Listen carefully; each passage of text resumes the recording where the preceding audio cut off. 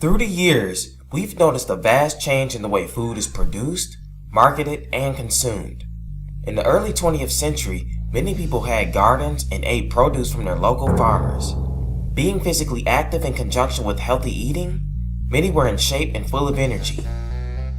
Fast forward to now, the 21st century, much of the food is mass-produced, genetically modified, processed with chemicals and pesticides, and overall not healthy for the general public.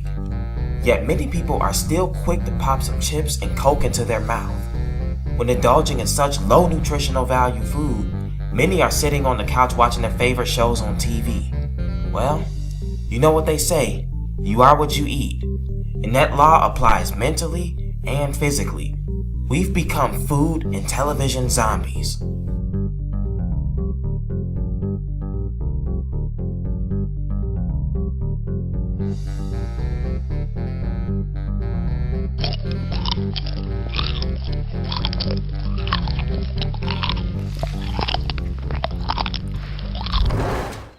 Food for thought. When you take time to consider what you eat and drink, you play an active role in saving your family's life by refusing to accept a slow death by food.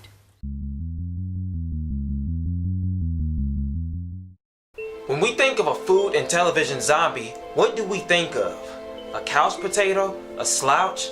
A sluggard? A goof-off? We think of these things and much more. See, a food and television zombie is so engulfed in the world of food and TV that he might as well be the undead. Food and television zombie culture is very prevalent in American society today. People come straight home from work to watch TV and stuff their face full of food, and then they turn around and watch TV for the next few hours until they go to bed. Then they wake up and fix eggs, bacon, sausage, and pancakes for breakfast while watching their favorite morning shows before going to work.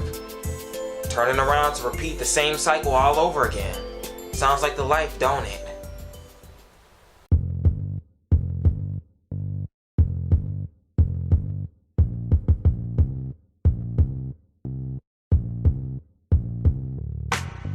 TV programs and commercials play a major role in the things that people do on a daily basis.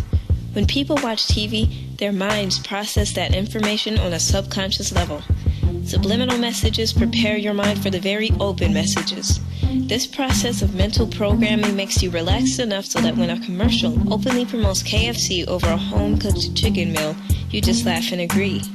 Our willingness to believe and receive these open messages is what makes us food and television zombies.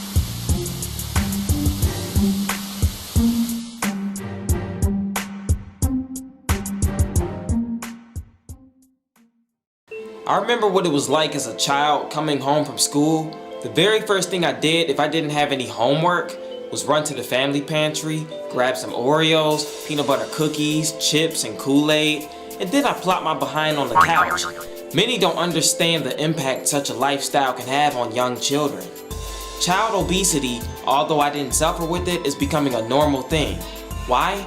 Because kids will rather be at home watching their favorite shows on TV or playing video games rather than to walk the dog or play frisbee at the park. Now, when I came home from school to watch TV, did I actually learn anything from the shows that I was watching? No, I didn't. Television programming is programming our young children to be lazy couch potatoes. Our children are becoming just as obese mentally as they are physically. You are what you eat, and that's why my children are going to be physically active and they're going to read many books. Hi, I'm Dr. Knox. Did you know that more than 1/3 of the U.S. adults are obese? That's a high percentage. What if I told you that the next generation is going to top that number very quickly? Because of poor food choices, your children will be even more unhealthy than you are if some serious changes in their diet don't take place soon. Statistics for obesity in America, CDC report. Percent of adults aged 20 years and over who are obese, 35.1%, 2011 to 2012. Statistics for overweight adults in America, CDC report. Percent of adults aged 20 years and over who are overweight, including obesity, 69.0%, 2011 to 2012. Statistics for overweight children and adolescents in America, CDC report. Percent of adolescents aged 12 to 19 years who are obese, 20.5%, 2011 to 2012. Statistics for overweight children and infants in America, CDC report. Percent of children aged 6 to 11 years who are obese, 17.7%, 2011 to 2012. Statistics for overweight children and infants in America, CDC report. Percent of children aged 2 to 5 years who are obese, 8.4%, 2011 to 2012.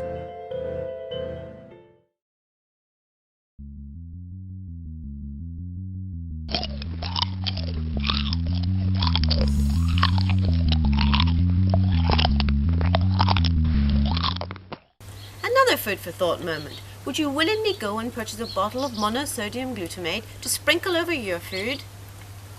America had a culinary history in physical health and wellness that was honestly much brighter than today's standards of food and physical health. Back then, meals were prepared from scratch, and many people well past their 60s were still energetic and moving around in full health. It was no big deal to see one or a few of your neighbors with a vegetable garden. It was no big deal to eat fruit as an afternoon snack when you got home from school. Foods weren't overly processed with chemicals and unpronounceable drugs and substances. Food was very basic and there was no strange catch to eating tasty foods.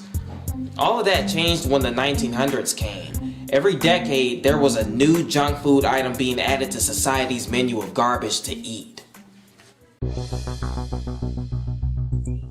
History of processed foods. Processed foods from the 1910s include Nathan's hot dogs, Aunt Jemima syrup, Hellmann's mayonnaise, Oreo cookies, Crisco, and marshmallow fluff. Processed foods from the 1920s include Baby Ruth candy bar, Wonder Bread, Yoo-Hoo beverage, Van Camp's canned pork and beans, Reese's peanut butter cups, Welch's grape jelly, Popsicles, Wheaties, Kool-Aid, Peter Pan peanut butter, and Velveeta cheese. Processed foods from the 1930s include Snickers bar, Three Musketeers, Spam, Kraft macaroni and cheese, and Ritz crackers. Processed foods from the 1940s include M&M's, Pillsbury cake mix, and Cheetos. Processed foods from the 1950s include Swanson TV dinners, Cheese Whiz, Tang, Sweet and Low, Diet Right, the first diet soft drink, and so on. What makes fast food important to us? The mere convenience of a product or service is what makes it important. Over time, people have been tricked into thinking that many things are important. This especially began to happen during the industrialization of the country. The bigger the cities became, the less space for growing food and raising animals, meaning people would have to go elsewhere for food. Certainly, they would also need jobs, especially after slavery ended and no one had that flow of resources as thick anymore. With jobs came less time that would have been used for cooking or something of this sort. This is when pre-cooked and fast food became important, because people believed that they needed it. With this kind of food being in high demand, franchises popped up all over the country. The use of artificial substances had become very popular in the food industry because the demand of their product would be very high. Animals then began being fed certain types of feed that would enhance egg and milk production and the overall size of the animal. This means more fast food for the consumer and more money for the seller. The whole industrial food system really began with fast food. In the 1930s, a new form of restaurant arose, and it was called the drive-in. The McDonald brothers had a very successful drive-in, but they decided to cut costs and simplify. So they fired all their car hops, they got rid of most of the things on the menu, and they created a revolutionary idea about how to run a restaurant. And they basically brought the factory system into the back of the restaurant kitchen. They trained each worker to do just one specific thing, again and again and again. By having workers that only had to do one thing, they could pay them low wage, and it was very easy to find someone else to replace them. It was inexpensive, tasty food, and people enjoyed it. which turned McDonald's into a huge success. That mentality of uniform and conformity and cheapness applied on a large scale has many unintended consequences. I got my 2 sacks of McGoodness right here. So what we're going to do, just going to give you an idea of how this food is breaking down in your body. I'm just going to put it in some jars to kind of show you how it breaks down on its own over time, over the next, 4, 5, 6, 7 months. So in here, we've got my favorite right there, the Big Mac. So we're going to put the Big Mac right here in jar number 1. Chicken McGrill. There you go. Boy, let me tell you something, the smell of this food, I just want to take a bite out of it already. One of the worst things on the whole menu, the filet o fish. Look at that thing. It still looks terrible. Going right in there. Next, quarter pounder. That actually looks like meat. There's the quarter pounder. Some fantastic fries. So we're just going to dump right in this jar, right there. In that last jar, we're going to get a hamburger from up the street, from a place where they actually make real hamburgers, where they take the patties and they press them with their own hands and put them on the grill. It's like real meat. And lastly, French fries from a regular restaurant. See what happens at the same time. 2 weeks, French fries from a regular restaurant.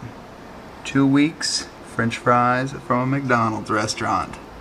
2 weeks sweaty, moldy burger in there. That burger's all moldy. The filet of fish just starting to mold. That's some kind of cheeseburger. And the Big Mac, still nothing. Big Mac hasn't even started to mold yet. Big Mac, still looks like we just bought that thing. Lettuce, a little moldy. Chicken McGrill, definitely seen some better days. That thing is beat up. Filet of fish, look at that white fuzz on the top of it. The quarter pounder, that thing's got a rainforest going on inside there. This burger, same thing. Look, it's starting to get juicy on the bottom. The bun is just like coagulating into some kind of goo. Here's the regular French fries. Those things are black and crazy. Want to see what the McDonald's French fries look like? Check this out. That's right. Some kind of fluke of nature. That's right. This can't explain. But this is what you're eating every time you get these fries.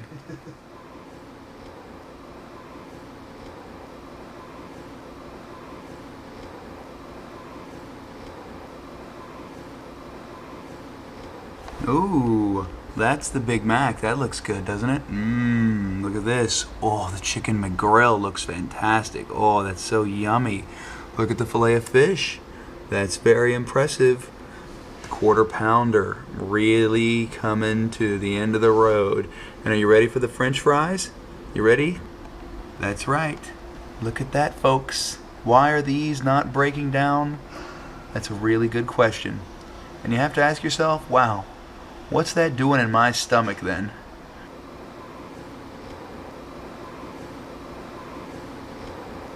Big Mac, 8 weeks. Chicken McGrill. I don't even know what that runny liquid goo is right there.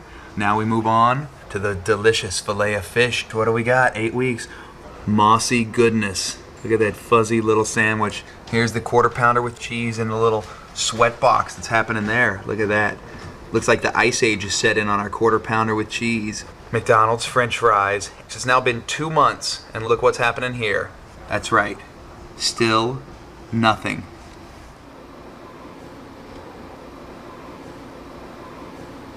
"10 weeks on the Big Mac. Frosty goodness. Look at the chicken McGrill. 10 weeks. All the filet o fish. Oh, does it get any better than that? I don't even know what that fuzz on the top is. Week number 10, quarter pounder. Some kind of crazy little like science experiment happening there. Look at that. What is wrong with that? There's not even one little Sporzor on there. There's not nothing breaking down. Nothing. Looks like we bought them yesterday. Those clips reveal some very important information as it relates to fast food restaurants and the origin of McDonald's. It was a profit-based food company that didn't really put the customer's well-being as its #1 priority. That's why poorly raised meat is laced with preservatives and chemicals. On top of that, when observing the French fries, they didn't decompose or grow any kind of mold after months of sitting there. So if nature isn't breaking down the fries, then what is your digestive system doing? Is the food going to break down in your system and become part of you? Or is it going to gum up your cells and arteries? Are they giving you food, or are they giving you imitation food? You know, something with the form of foodliness, but denying the ability to bring life and nutrition into your body? Yeah, that's something to think about next time you go to McDonald's with the intention of eating instead of just stopping in there to use the restroom on an out-of-town trip. My advice to people today would be to leave a lot of these restaurants alone, because eating out all the time is basically going to cut your life expectancy in half. On top of that, oftentimes in these restaurants, they're not really in the mind frame of really giving much of a crap about your health. Wait, actually they are. Did you know that people have found traces of fecal matter in their food? They clearly gave a crap about those customers. You have to keep in mind that many restaurants don't really care about the cleanliness of their products, especially if people don't make an active stand towards ensuring that their food is being prepared sanitarily. Many times before the food is even delivered to the restaurant to be prepared, you know, things like hot dogs, burger buns, or other types of bread, it's processed in very unsanitary factories where mice breed because of food droppings. Also, the machines aren't really cleaned all the time like you'd hope. So people are getting food poisoning because of trace amounts of really old food that wasn't cleaned off of the machine before the next batch of bread was baked. Have you ever looked at a package of something like Oreos and it said on the back of the label, "may contain nuts," almost as if they're unsure whether or not there are nuts in the cookies that clearly aren't listed in the ingredients list? Either they're in the cookies or they're not. I mean, what kind of incompetence are we dealing with? You don't bake a batch of cookies and not know what the heck is in it. How the heck does old peanut residue end up in a batch of Oreo cookies in which peanuts aren't listed as one of the ingredients? I'll tell you how. They use their food processing machinery to process more than just Oreos. And they don't always clean the machines in between usage. Or when they do clean the machines, they're not properly sanitized. Also, let's look at another side of negligent, trifling food making techniques that are observed, particularly in restaurants, but also in food processing plants. There are cases of human DNA being found by scientists in burger meat. Like, what kind of filthy foolishness is going on that human DNA is ending up in food? Well, there are accidents sometimes in these restaurants. Sometimes the most likely cause is hair, skin, or fingernail that was accidentally mixed in during the manufacturing process. That is just plain nasty. But sometimes human DNA isn't mixed into food accidentally. Sometimes people are trifling and will spit in the drink, do their hair over the waffles in a Waffle House. Stomach turning video, 2 Waffle House employees were caught doing their hair in the kitchen as they prepared food. Pee in a machine responsible for processing Kellogg's cereal dough. A graphic video of a man urinating on a Kellogg's cereal conveyor belt in Memphis surfaced on the internet. The video is so disgusting that it can't be shown without major alterations. WMC Action News 5 found when the video was filmed and the specific cereal contaminated. This video is so graphic. What it shows, so disgusting that we had to blur almost the entire screen. It shows a man peeing on the Kellogg's conveyor belt as food comes down the machine, as he records the entire filthy act. Consumers are disgusted by the act. Or there will be bacteria from fecal matter found in the ice cubes of a KFC drink. Or there will be a chef that prepared curry after wiping his nasty behind with his bare hands for cultural reasons. Would you like some boo-boo containing hot chili cheese fries? Well, then go hit up a random restaurant. Who knows, you could get lucky. Anyway, last but not least, other things end up in restaurant or processed food that don't necessarily belong there. You know, things like rat hair, rat feces, rat pee, or just the entire rat itself. There are many horror stories about people who thought they were getting a Chicken McNugget meal, but actually messed around and ended up with a Chicken McMouse snack. Not to mention rumors of other horrible things that have ended up in people's food like French flies, crispy moth, crunchy chicken heads complete with eyes, beak, and feathers, and much more. I'm not trying to scare people from eating out. Actually, yes I am. You're putting yourself in the line of fire for possibly receiving some potentially filthy garbage by going and eating out at these restaurants. You'd be better off buying the materials needed to make your own food, set aside a day for cooking, and if you just so happen to enjoy burgers, make a bunch of patties and freeze them, and get some bread at a local bakery. Now, you might say that you have absolutely no time whatsoever to cook your own food, to which my reply is okie dokie. Continue to put yourself and your family at the risk of eating contaminated, filthy, nasty food. I can't stop you from eating overly processed restaurant junk, but I can sure warn you. When eating out, you never know what you're gonna get. You never know what you're gonna get.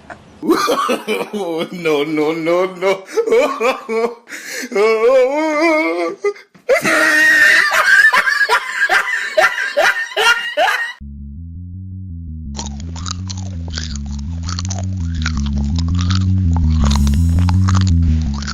If you take a peek at how people were living during the Bible days, the ancient economy was based off of agriculture. Growing things, making sure they were bearing fruit, lots of sheep and cattle, those were considered riches. Of course they had gold and silver, but amongst all of that they had good crops and cattle, which were also a part of the wealth they had. These days, money is more important to people. Companies like Monsanto created insecticides for plants making millions of dollars. This stuff is known to be extremely dangerous, especially for human consumption. That's the difference between people of ancient times and the nutritional societal norms of today. They weren't performing a series of mechanical and chemical operations to preserve or taint the food. They had baked goods, but it didn't require a lot of processing to make them. I'm sure they didn't like pests, but did they go to the extreme of making pesticides and chemicals knowing that they would also affect our health? No, and neither should we allow this into our bodies.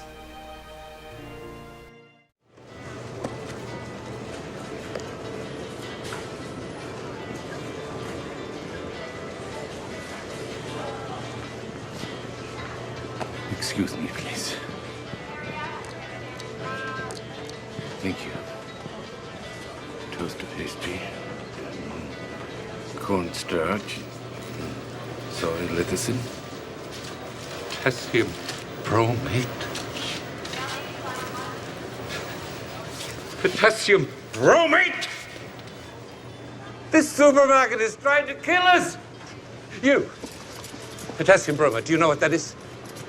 Are you okay, sir? It is known to induce renal cell tumors, mesotheliomas of the peritoneum. Can I call someone for you? Call someone. You know what you're putting into our bodies? Death!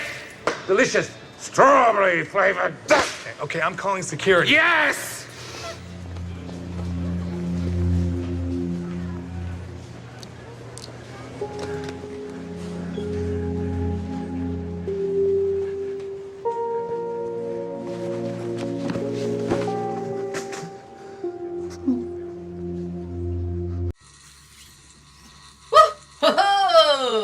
You know, the average American could care less what we put into this stuff called food. As long as it makes its way to the store shelves, most will simply pop open the can, tear open the box, or rip open the package and shove it into their faces. No questions asked. We even have packages of miscellaneous meat circulating out there that actually goes through the checkout line. Most of you can't even pronounce some of the ingredients for half the stuff you buy anyways. What the hell is it? Does anybody know? Does anybody care? Another food for thought moment. Do you have a collection of hard to pronounce chemicals in your cabinet to add to your food as you prepare a meal for your family? Many of the processed foods that came to exist in the 1900s are currently filled with all kinds of toxic chemical preservatives. Much of them are known to cause diverse diseases that a large population of Americans face. We're going to talk about monosodium glutamate along with several other common yet very dangerous food ingredients. Number 1. Monosodium glutamate, the sodium salt of glutamate acid. Many say that monosodium glutamate, or MSG for short, isn't a real health concern and that people with paranoia are making a conspiracy out of nothing. Here's a quote from Wikipedia concerning the topic of glutamates. Since glutamates are important neurotransmitters in the human brain, playing a key role in learning and memory, ongoing neurological studies indicate a need for further research. Now, based off of that, MSG should not be distributed worldwide. If they aren't positive on the outcome of what it could cause concerning the health of our brains, it's not safe. MSG is a common ingredient that's added to many foods that are consumed by Americans every day. It's a flavor enhancer used to boost certain flavors and particularly salty foods. You can find it in Doritos, Chinese food, KFC, ramen noodles, and many other delicious foods. Despite the tastiness of MSG, most people don't realize that this food additive is quite hazardous to our health. Plenty of sources, including the FDA, says MSG can be responsible for headaches, obesity, disorientation, fatigue, flushing, heart palpitations, eye damage, chest pain, nausea, weakness, depression, and more. Here's a brief summary of 5 other hazardous chemicals contained within processed foods. Number 2. High fructose corn syrup, a sweetener commonly used for soft drinks, desserts, candy, bread, and much more. High fructose corn syrup is responsible for causing obesity and cancerous tumors in rats. The excess sugar can be linked to diabetes and obesity. And please note that cancer feeds off of carbohydrates and sugars. Not to mention the fact that high fructose corn syrup is made from genetically modified corn, which causes cancer. Number 3. Aspartame, an artificial sweetener used for most diet drinks and candies. It is another harmful replacement for people who want to enjoy their soft drinks but are concerned about their sugar intake from drinks with high fructose corn syrup. Some of the detrimental effects of aspartame include decreased vision, severe intolerance of noise, headaches, seizures, memory loss, both severe drowsiness and sleepiness, anxiety, personality changes, insomnia, phobias, palpitation, shortness of breath, high blood pressure, nausea, and much more. Number 4. Polysorbate 80, a chemical compound used in some ice cream and cosmetics. Studies show that consumption of polysorbate 80 can be linked to infertility and dizziness. Number 5. Food dye, the responsible substance for the unique colors of candy, some cookies, cakes, icings, and more. Studies show evidence that the consumption of food dyes can be linked to the development of cancers and hyperactivity in children. Number 6. Sodium benzoate, a chemical compound used to preserve food products such as soda and salad dressing. It's responsible for causing cancer and has the ability to damage DNA. Those were 6 examples of common yet poisonous food ingredients that are consumed by Americans every day. I also find it interesting to note that 4 of them can be linked to cancer. It makes you question the integrity of the Food and Drug Administration and why they'd be so complicit with poisoning us for profit. Those were 6 out of thousands of ingredients with adverse health effects. Next time you purchase a snack or some junk food item from the store, look at the ingredients list for any unpronounceable weird ingredients, and then ask yourself this question. Would I buy some trimethylglycine to eat as a snack? No? Well then why are you content with eating that garbage in your food?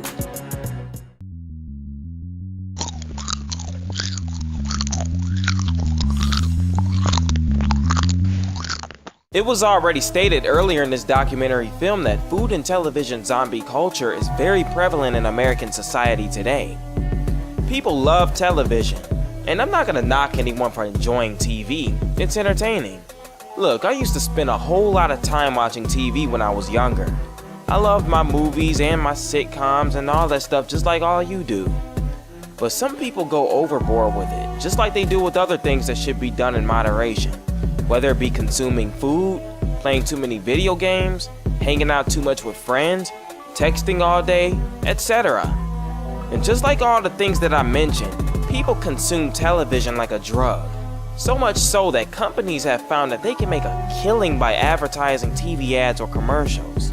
I find it kind of sad that people will pay for cable television thinking that they're going to watch their favorite shows on TV, when really half of what they're paying for in reality is television commercials. You're really paying the cable company to sell you ads, most of these ads being food related. Uh-oh, did I just say food? Yeah, folks, they're selling you video and images of people gorging down on cheeseburgers and pizza looking happy, and in turn all that does to you is initiates the feeling of imitation hunger. You know, the feeling where you say, man, I'm hungry, even though you just ate about an hour ago. Therefore debunking the concept of real hunger. You know, just call it what the heck it is. Your appetite for food and pizza was simply turned on by the cheesy thick slice of pizza or that fat double patty bacon cheeseburger that you just saw, and you're feeling greedy.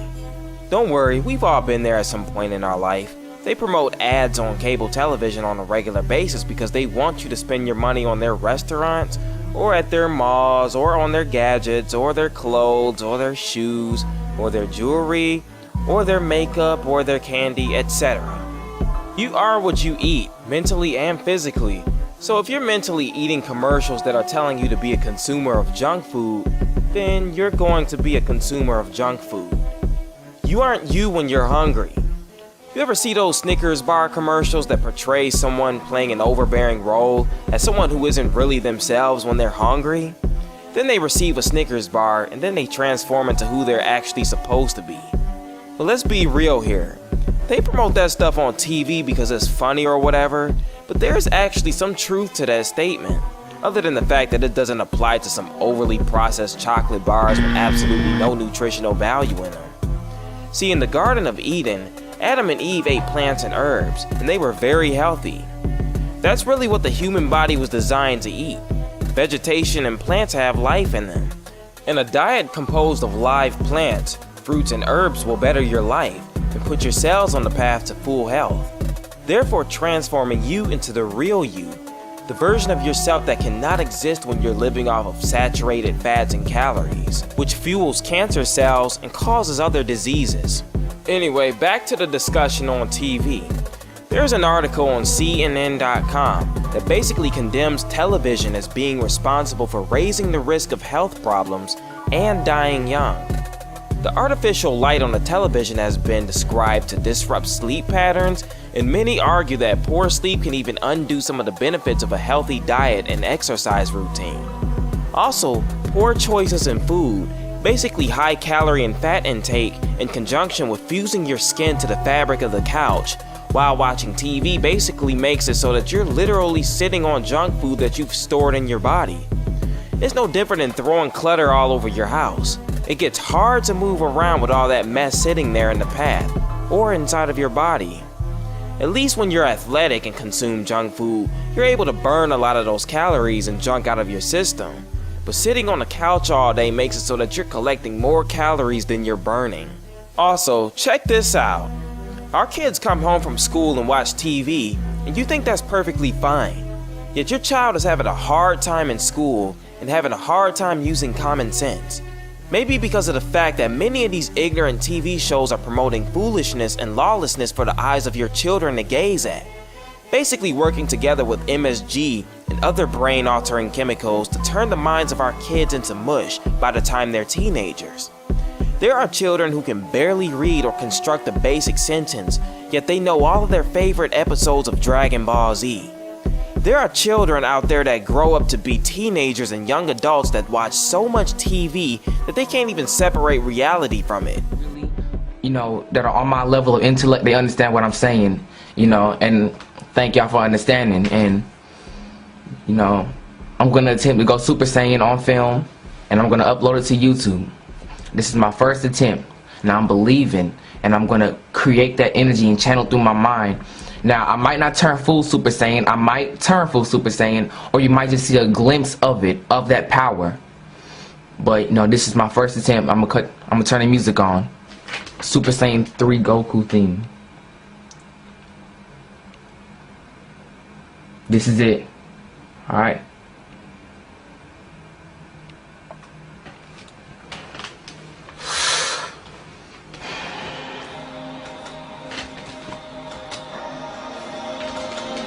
All right.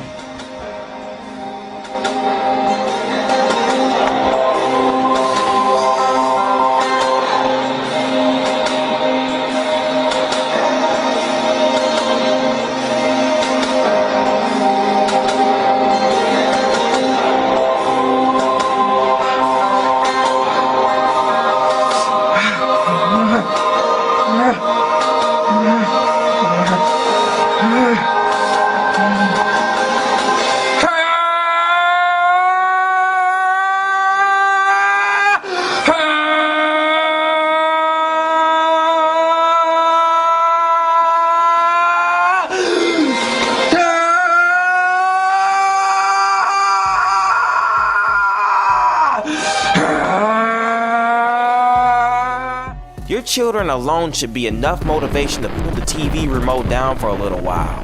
If anything that I just described in this segment fits you, then lace that shoe up and wear it. And while you're lacing those shoes up, have it in your mind that you're going to stop being a television light absorbing furniture tumor. I mean, there are some people out there who will literally watch TV all day long if they could. And while watching TV isn't necessarily an evil thing, it can be very detrimental to your health and livelihood if that's all you got listed on your list of hobbies to do. Get it down in your head that you're going to start doing more productive things with your time, like exercising, gardening, bike riding, or even something like artistry or music or something. Just leave the television alone. Put it in storage for a while, or even sell it. Just do whatever is needed for you not to be consumed by TV all day.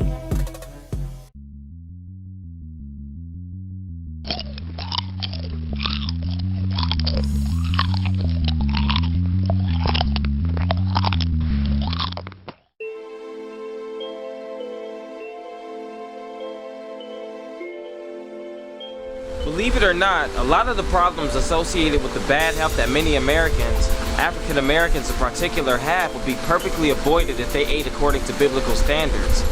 The Bible tells people what foods to eat and what foods not to eat. Take pork for example. It causes high blood pressure, it backs up the digestive system, causes strokes, heart attacks, and many other enormous health complications.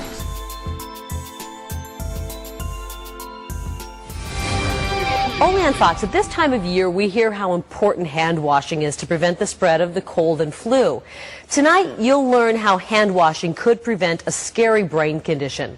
A Valley mother of 4 is told that she has a brain tumor, but when doctors go in to remove it, they find something else, something living inside her brain. Rosemary Alvarez savors every minute with her kids. That was a good throw. Playing ball and laughing. For this mom, each day with them is a gift after coming too close to death last August. I thought I had the flu. I started feeling tired. But within days, this soccer coach and PTA president knew it wasn't the flu. I started feeling numbness in my left arm, blurred vision. I'm still smiling for my kids, but now I can't get out of bed. 2 trips to the ER solved nothing. CAT scan came back normal, no problem. But her husband, George, was scared. She couldn't eat. She could barely walk to the bathroom. So I knew at that point, she was deteriorating really quick. It all came to a head on the first day of school as their kids aged 9 through 17 headed back to the classroom. Their mom was in an ambulance headed to Barrow Neurological Hospital after an MRI explained those strange symptoms. It came back. You have a brain tumor. At that exact moment where my heart fell just completely all the way down. But the news would get worse. Neurosurgeon Dr. Peter Nakaji. Once we saw the MRI, we realized this is not good. It's something down in her brainstem, which is as deep into the brain as you can be. George broke the news to the kids. It was a rough day because it was the first day of school, and they came home with all their stuff from school and all the stuff to sign, and look what I got from my teacher, and where's mom, and what's mom? Well, mom's in the hospital, and this is what happened. As Rosemary waited for surgery, she worried. Oh my God, we just canceled our insurance like 3 weeks ago, and now this happens, and mostly, how are we going to pay for this? And she prayed. Okay, God, if you're going to take me, but make sure my kids are good. By the time the surgery got underway, all those PTA moms and neighbors, her kids, they were all praying too. My girlfriend, she goes, everybody's calling and saying they're praying for you, they're praying for you. church, they're going to church and they're having the mass, pray for you. And pray. Power of prayer. That's what I told them. Power of prayer. It worked. Dr. Nakaji was expecting to find a brain tumor. He showed me the video as he operated on Rosemary's brain, carefully working, knowing this is the most dangerous spot in the human body to work next to, the brainstem. Here's the lump, and at this point it still looks like a brain tumor, and so we're just opening up into the inside. And then the unexpected. No tumor, instead a worm. Watch as Dr. Nakaji grabs the worm and gently tugs it out of Rosemary's brain. It's still alive. You don't hear him on the tape, but Nakaji actually chuckles. Which I'm sure is a very strange response for the people in the operating room, but because I was so pleased to know that it wasn't going to be something terrible. This worm comes from eating undercooked pork, but more frighteningly, it can be spread by people who have the parasite in their bodies and don't wash their hands well after using the bathroom. That is the problem. And it only takes one person who is spreading it constantly to get a lot of people exposed, and some of those people are going to go on to develop this problem. It's impossible to pinpoint exactly when Rosemary contracted this brain worm. Probably she was one of these very unfortunate people who had somebody handle food for her, that she ingested it, and it got to her brain. What is normally a rare occurrence has become much more common.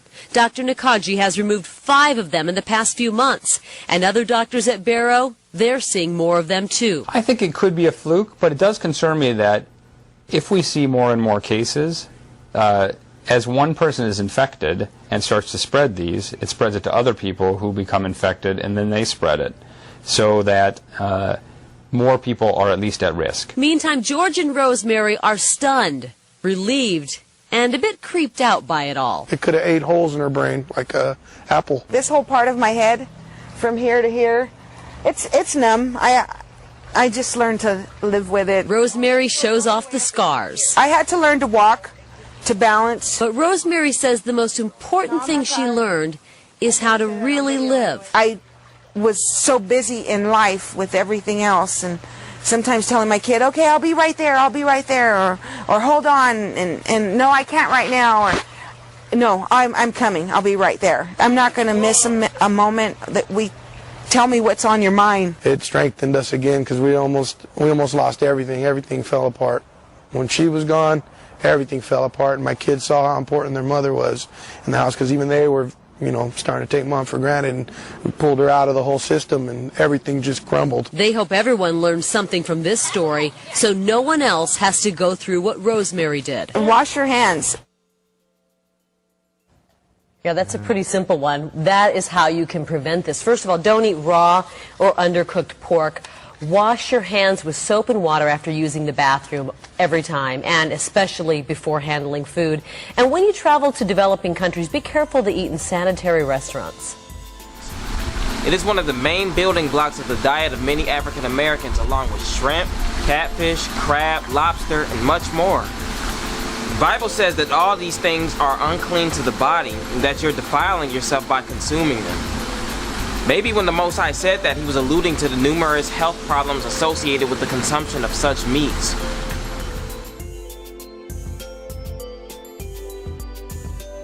The Bible has much to say about how we eat, and most importantly, what we eat. You see, mankind has always had a large appetite, which caused the Most High to lay down some rules. He declared some meats clean and unclean. They also had regulations on when they ate meat, which was mostly on the feast days for a celebration, so to speak. But however, in our present time, people tend to incorporate meat into their everyday meals. If it's not meat, it's milk or eggs, things that are associated with meat. Consuming meat on a daily basis is causing Americans and people worldwide to gain excess weight and lose energy. We also circumvent eating vegetables by eating things like potatoes, bread, and rice.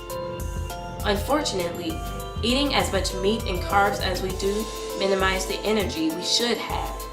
Furthermore, we are also eating too much in this society. It was never intended for us to eat 3 to 4 times a day with occasional snacks in between. The Most High clearly does not like gluttony. You see, people never classify gluttony as a sin. In addition, they don't see anything wrong with eating unclean meats such as pork. Here's the logic of a large population of Christians.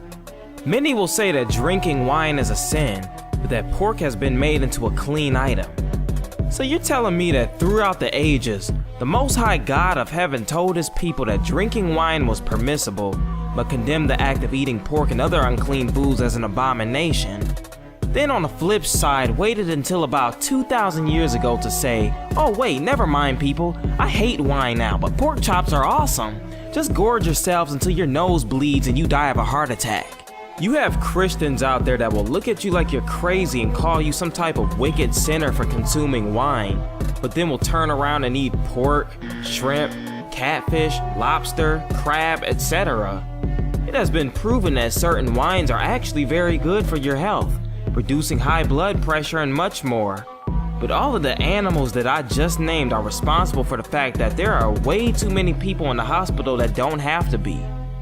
Yah isn't the author of confusion, so why would he unstably change his mind like a teenage girl and tell you that it's okay to eat foods that your body wasn't designed to eat? The fact of the matter is he wouldn't. Malachi chapter 3 verse 6 says, "For I am Yah, I change not. Therefore ye sons of Jacob are not consumed." Hebrews chapter 13 verses 8 through 9 says, Yahushua is the same yesterday and today and forever. Be not carried about with diverse and strange doctrines, for it is a good thing that the heart be established with grace, not with meats, which have not profited them that have been occupied therein. I mean, the last scripture alone is enough to cause you to think. He said that he is the same yesterday, today, and forever, so don't be led away by false doctrines, because your heart isn't supposed to be established with meats. I mean, that along with many other scriptures in the Bible is enough to completely obliterate the doctrine of pray over anything you want to eat and then it's clean all of a sudden. Especially considering the fact that back then in the Old Testament that was not the case. One more thing I want to say real quick is that many Christians believe that suicide is a sin that will send you straight to hell. So if willfully destroying your own flesh, resulting in your own permanent end, is a sin warranting hellfire, then does it really matter how you do it? If you swallow a ton of pills, jump off a bridge, use a gun, stick your hand in an electric socket, or eat a ton of worm-infested heart attack-inducing pork, either way you killed yourself and you're going to hell. If you know what you're eating is killing you, then you as a conscious, alive human being have the responsibility to change your eating habits. And if you believe in divine judgment for the sin of suicide, then ultimately you've condemned your own self to the lake of fire by slowly and knowingly killing yourself by eating pork and other abominable foods that were clearly and strongly condemned by the Most High Yah of heaven. Simple rule of modern eating: fatty foods in huge portions are bad for you. But you're about to enter a dietary twilight zone, a restaurant that makes the potentially harmful nature of its food a selling point. Its name, get this, the Heart Attack Grill. And they do bring a certain whimsical comedy to serving up giant versions of meals that have been American favorites for generations. But as Ryan Owen explains, beyond the comedy are some very real health concerns. In a country where calories are posted on the menu and the White House has a vegetable garden, sometimes the reality looks more like this.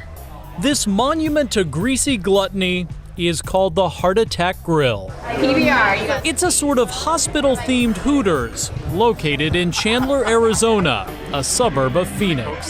We have full sugar Mexican Coke. Get your arms in over here. Every customer must wear a hospital gown. I'm dying. And they are waited on by scantily clad nurses.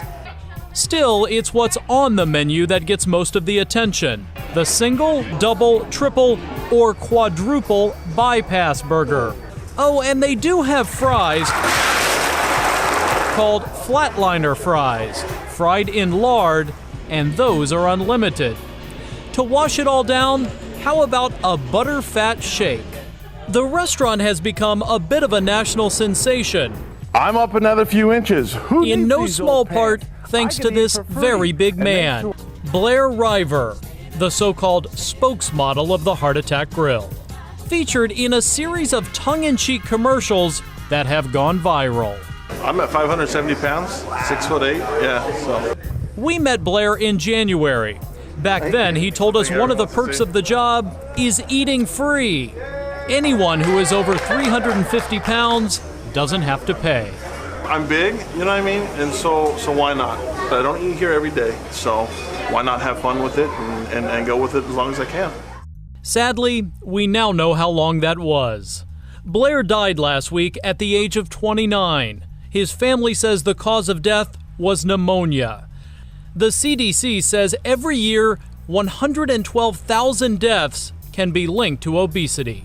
When your spokesperson drops dead at the age of 29, and he's morbidly obese by anybody's estimation, don't you have a problem?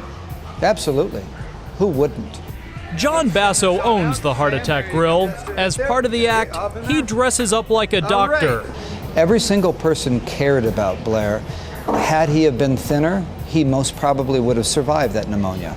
And that's a hard fact that I'm not here to deny. There's an argument to be made that you used this guy during his life, and that now you are very morbidly using his death to continue to promote your restaurant. I absolutely agree. And in a very sick way, his death has gotten the message out further. So this man's death has not given you pause at all? Zero pause.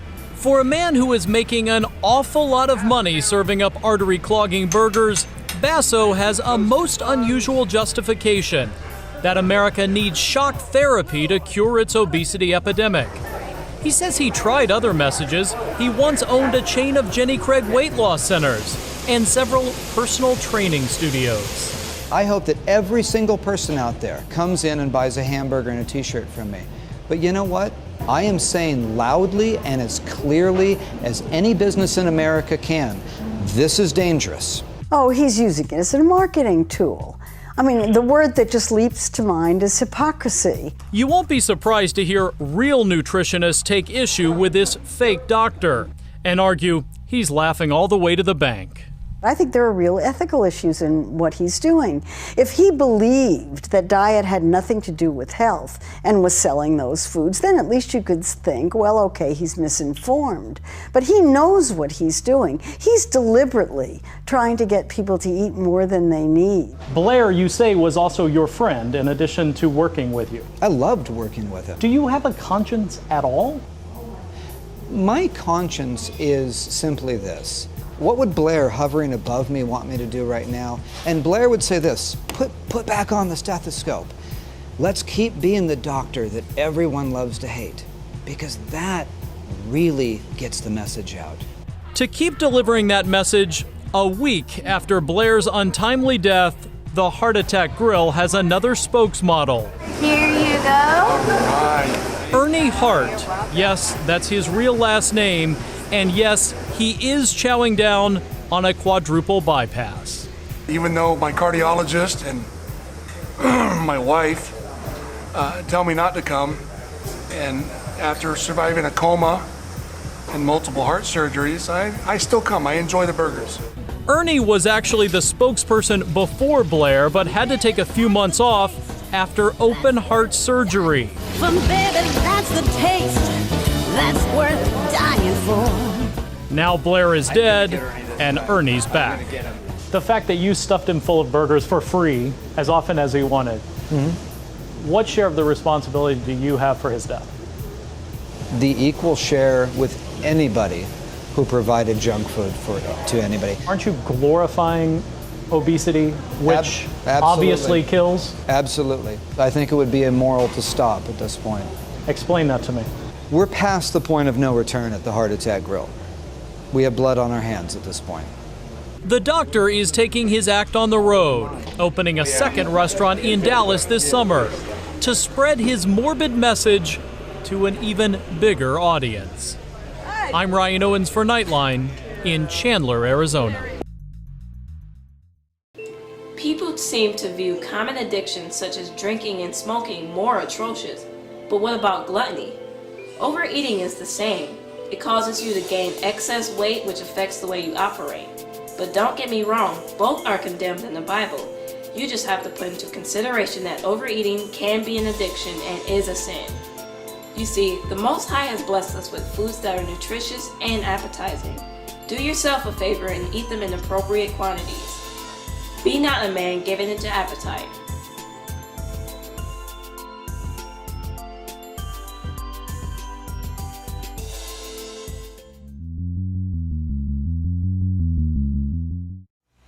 So we have to say, why are we having all of these diseases at a higher rate than any other race in America? Why do we have the highest diabetes rate?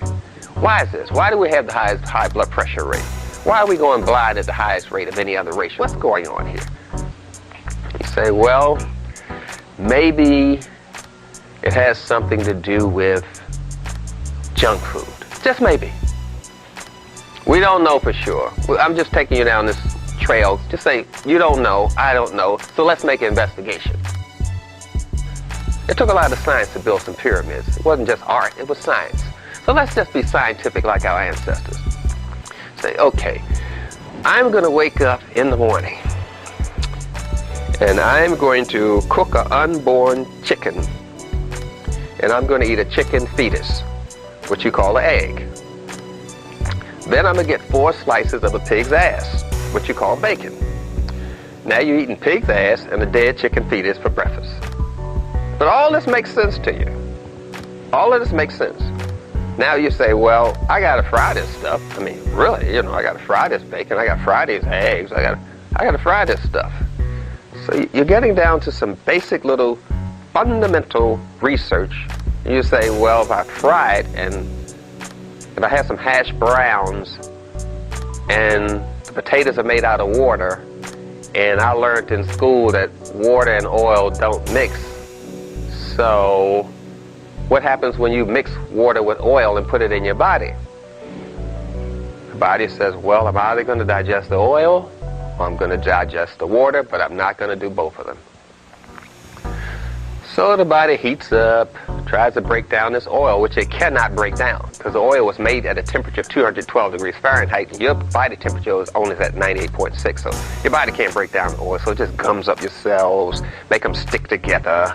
You know, then you get a false sense of energy from eating this hash browns, the chicken, if you're eating chicken. I'm calling it chicken, but you like to call it an egg. Let's just be real. It's a dead fetus of an unborn chicken. So you're eating unborn children, using your body as a cemetery, wondering what's going on.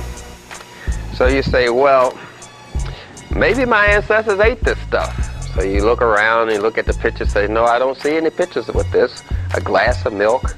Now we got to heat up the milk because you don't want bacteria in it. So you heat it up over 212 degrees Fahrenheit. Now it becomes white plastic pus. So you got a glass of pus, 4 slices of a pig ass, a dead chicken fetus, some potatoes mixed with oil, and a glass of orange juice, cooked orange juice, which turns the sugar into orange juice, white sugar, which causes diabetes. Now, you eat all of this stuff together, which doesn't go together, but we was shown a picture in school with all of these foods together, and they told it was the food chart. We saw the eggs with the milk and the orange juice. You remember that picture? Oh, yes. You know who promoted that picture? The dairy company. They said, let us put the picture in the school. So we know that this picture is framed in your mind. You have been nutritionally miseducated. And another food for thought moment. Would you take a syringe and inject your steak with steroids just before you put it on the grill? Look at this. Somebody come look at this. Look at this. Somebody come and look at this. Look at this. Anyone that reads their Bible understands that the people of the Old Testament didn't eat meat every single day. The people would sacrifice a bull, lamb, goat, or ram. Then they would all enjoy the meal as a special feast or special occasion, so to speak. There were no reserves of pre-butchered meat ready and convenient to prepare for dinner every single day. They lived off of a plant-based diet and included meat as a special treat.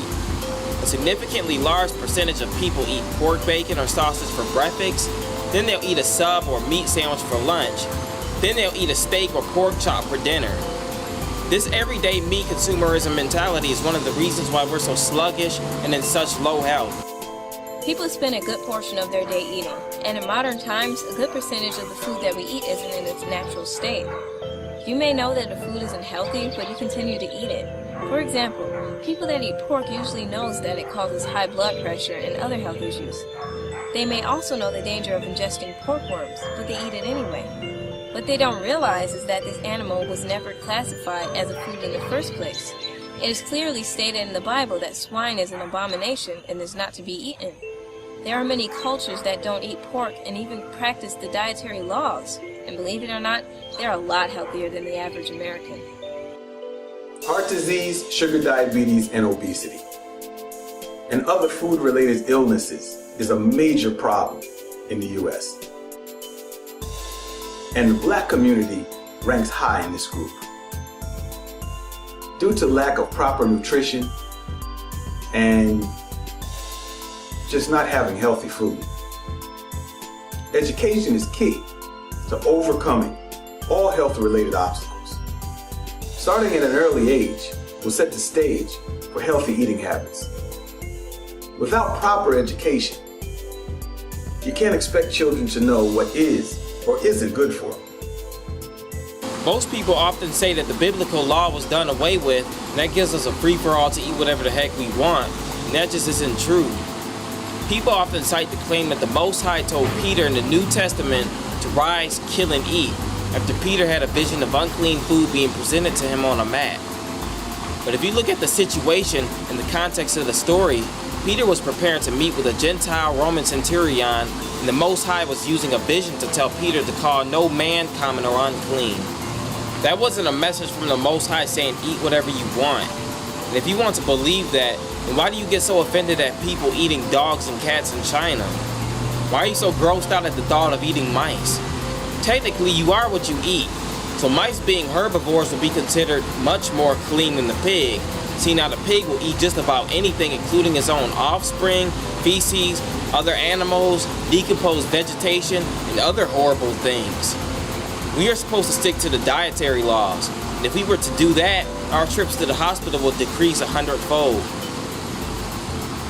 The third book of Moses, called Leviticus. Chapter 11.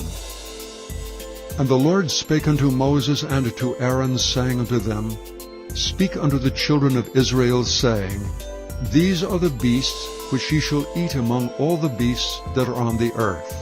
Whatsoever parteth the hoof, and is cloven-footed, and cheweth the cud among the beasts, that shall ye eat.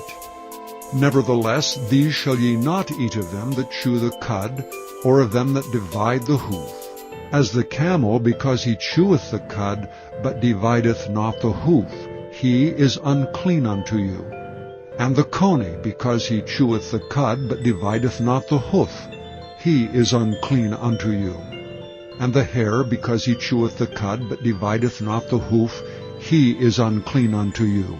And the swine, though he divide the hoof, and be cloven-footed, yet he cheweth not the cud, he is unclean to you. Of their flesh shall ye not eat, and their carcasses shall ye not touch, they are unclean to you. These shall ye eat of all that are in the waters. Whatsoever hath fins and scales in the waters, in the seas and in the rivers, them shall ye eat. And all that have not fins and scales in the seas and in the rivers, and all that move in the waters, and of any living thing which is in the waters, they shall be an abomination unto you. They shall be even an abomination unto you. Ye shall not eat of their flesh, but ye shall have their carcasses in abomination. Whatsoever hath no fins nor scales in the waters, that shall be an abomination unto you. Your final food for thought moment, would you buy a bottle of fluoride and add a few drops to your rainwater for you and your family to drink? People have come to rely on convenience in their everyday lives. In this modern lifestyle of sitting back and not worrying about any type of food preparation, people put their trust in these restaurants not knowing of the trifling things that happen to their food. Why would you trust that this food is safe when those selling it are only concerned about the money and not your well-being? A health alert now. Chipotle, the popular Mexican restaurant, taking drastic action, closing 43 restaurants in 2 states after 22 people fell ill, raising fears of an E. coli outbreak. Tonight, health officials are now.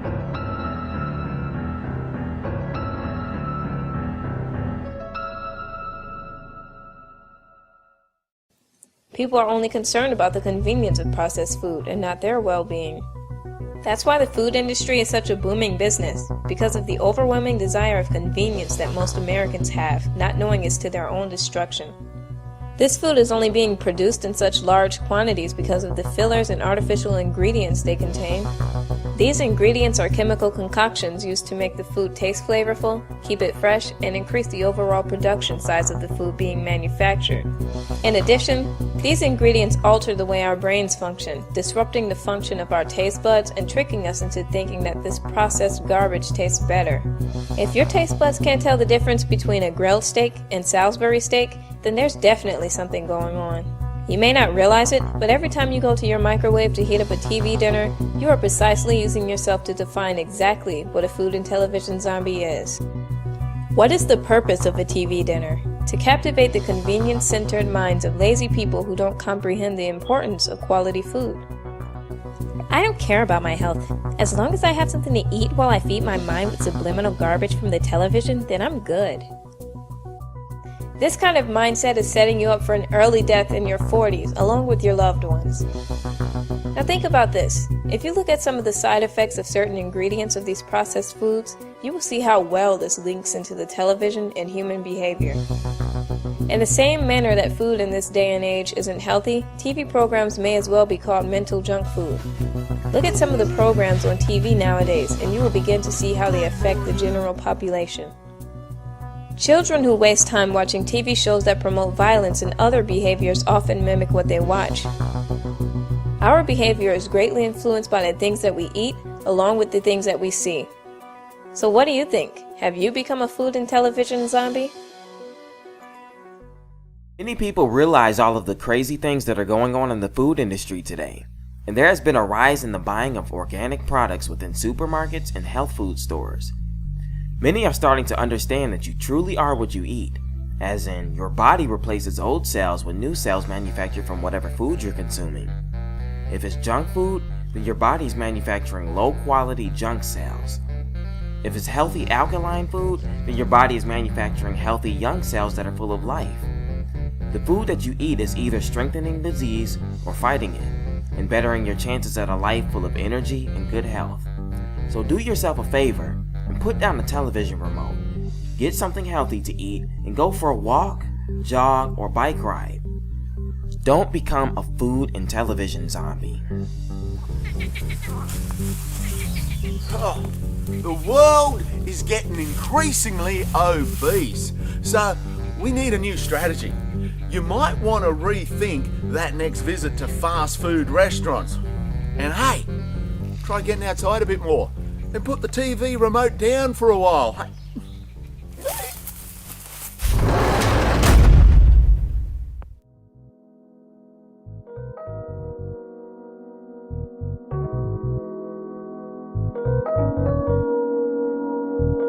I feel the need to talk about the flaws in the industry, filthily producing food for people wanting instantly, heating up food in the microwave, everyday TV dinner, affinity, dizzily choosing willfully to eat death. Consumerism got the people high, it's like a drug that's giving people sick minds. You're spending money on McDonald's and bottles of soda popping and popping, a movie in and then flopping on top of the couch and then gobbling down the junk that you bought up inside the house and then sleeping on calories and then gaining a lot of weight. Wait.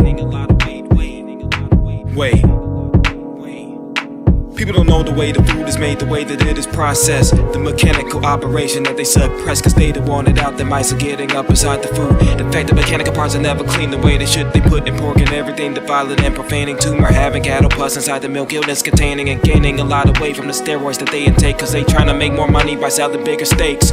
Wait, I really think our people should be eating better food and leave the junk food alone, cause it's killing off my people. The TV is full of evil, promoting food that is lethal, deceitful, dainties consuming with legal poison, producing production of chemicals, culinary genocide, dietary mortified, genetically modified, food and television zombies, food and television zombies.